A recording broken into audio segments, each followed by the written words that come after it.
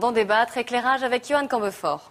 La farine, le beurre et l'huile vont-ils devenir des produits de luxe? Ce sont ces dépenses essentielles, contraintes, qui sont absolument vitales pour vivre, qui augmentent.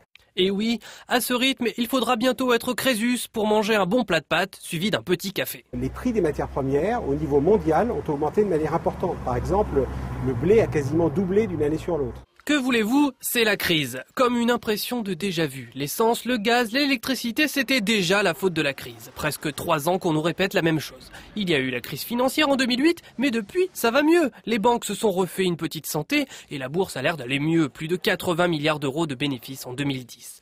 Mais pour notre portefeuille, par contre, c'est toujours la crise. D'autant que la majorité des salaires stagnent. Crise de l'euro, crise en Libye, crise japonaise, il y a toujours une bonne raison d'augmenter les prix.